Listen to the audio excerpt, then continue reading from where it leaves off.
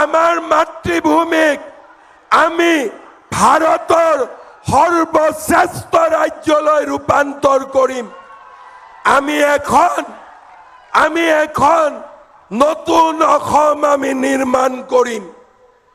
মোৰ প্ৰাণত অসমীয়াই, মোৰ মনত ভাৰতীয়াই, মোৰ তেজত অসমীয়াই, মোৰ উশাহত ভাৰতীয়াই, ক্ষুদ্ৰ ক্ষুদ্ৰ মোৰ প্ৰতিটো খোজ, সূক্ষ্ম সূক্ষ্ম মোৰ প্ৰতিটো প্ৰয়াস কেৱল মোৰ আইৰ বাবে। বিন্দু বিন্দু জিলিকি উঠা কপালৰ ঘাম, ৰন্দে ৰন্দে বৈ থকা অন্তহীন স্বাভিমান কেৱল মোৰ আইৰ বাবে।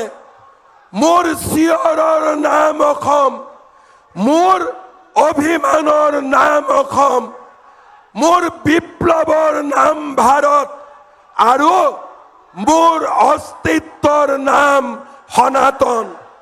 ভাগৰিব ধৰিও ভাগৰিব নোৱাৰো, হাৰিব ধৰিও মই হাৰিব নোৱাৰো।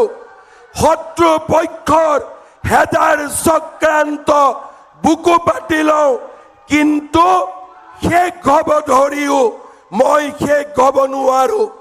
মোৰ জাতিৰ সেনানী মই, মোৰ জাতিৰ প্ৰহৰী মই।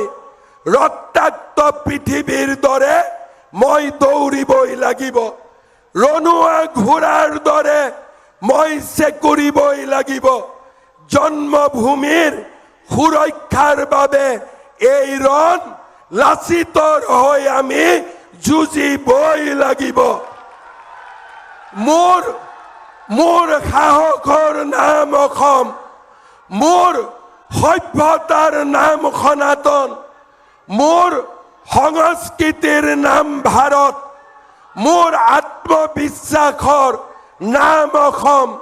মোৰ মনত অসমীয়াই, মোৰ প্ৰাণত ভাৰতীয়াই, মোৰ তেজত অসমীয়াই, মোৰ উশাহত অসমীয়াই। এই সংকল্প আজি আমি সকলোৱে একেলগে ললো। আমি অসমক ৰক্ষা কৰিম।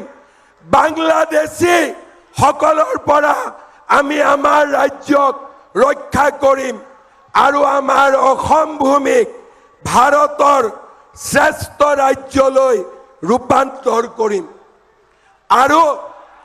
আৰু মই আপোনালোকক কথা দিছো, অকল ৰাষ্ট্ৰ নহয়, ৰাজ্য নহয়, আপোনালোকৰ প্ৰতিজনেই যাতে নিজৰ পৰিয়ালক চাব পাৰে, আপোনালোক যাতে নিজে জীৱন যুদ্ধত সফল হ'ব পাৰে, আপোনালোকৰ লগত মামা থিয় হৈ থাকিব, আপোনালোকৰ লগত হাতে হাত মিলাই কাম কৰিব।